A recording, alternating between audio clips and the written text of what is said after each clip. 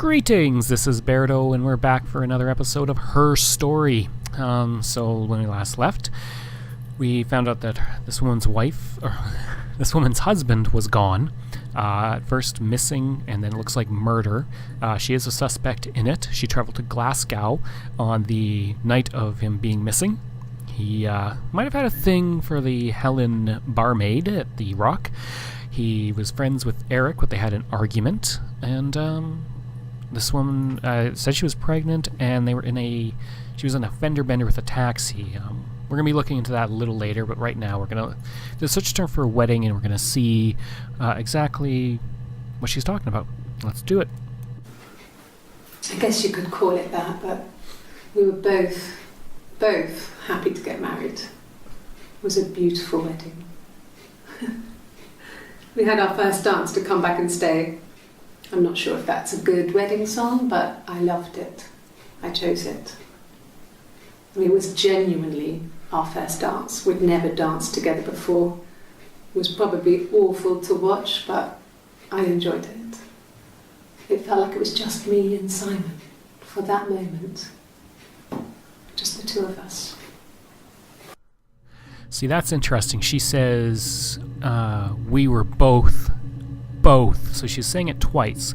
So it was like she was convincing herself that they were happy in the marriage, whether she was the one who wasn't happy or she thought Simon wasn't happy. So that's something to hold on to there. We spent the wedding night in a hotel in Brighton. It would have been too much to do more. We were saving for the baby. It was wonderful to be in a hotel, away from home, just alone together. Since then, we've always tried to get away for our holiday. Okay, now I'm curious about the baby, because she said she was pregnant. Obviously, they've been married for a while. I'm wondering if something maybe happened to the baby, because, I mean, that could lead to the marriage falling apart. Who knows? Yeah, we were 17. It was a nice wedding, people said. Simon looked very handsome in the photos. His parents paid for everything, but he's an only child, so it was important to them. It was what they called a shotgun wedding, but if you looked at the photos, you couldn't tell.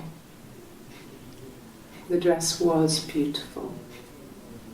It looked like Princess Diana's. The train wasn't quite as long, though. There's a great photo of the bridesmaid helping to carry it out of the car. See, that's also interesting, that it was a shotgun wedding. Like she says it wasn't a shotgun wedding, but they called it one. So obviously she got pregnant and they had to get married. So, I mean, maybe they have a fantastic marriage, but they might also have a great marriage, especially if the baby's no longer around. Then it's kind of like, why are we still married? No. The parents decided there would be a wedding. And after the wedding, Hannah moved in with his parents. There was no way I could follow, so we were separated again. I stayed in the attic. It was hard. It was like I suddenly didn't exist.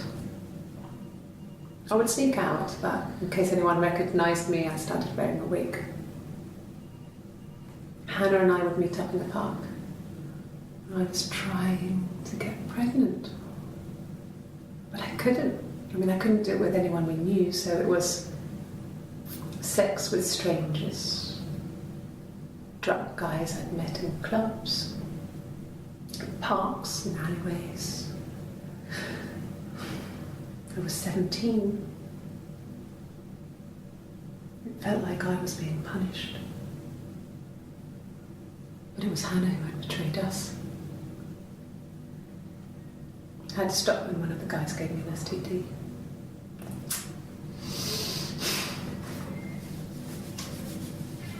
When we met up, it was disturbing. For the first time, my reflection, she didn't look like me. She was fatter, flushed. If anything, I was getting skinnier. I found it hard to look sometimes. We talked about what to do. Was it time to become our own people? I mean, that seemed like the right thing to do, but neither of us wanted it.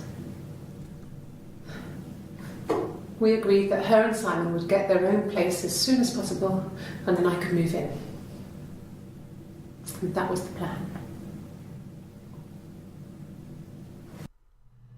What?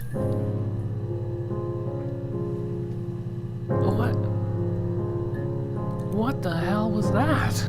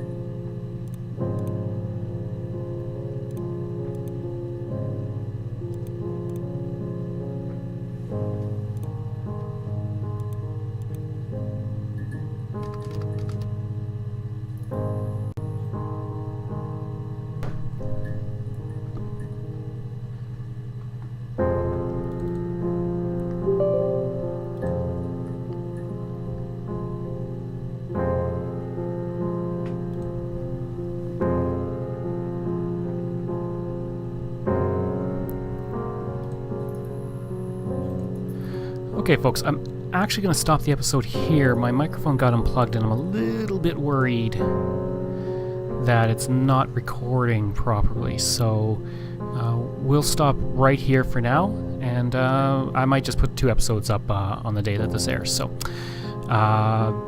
see you next time.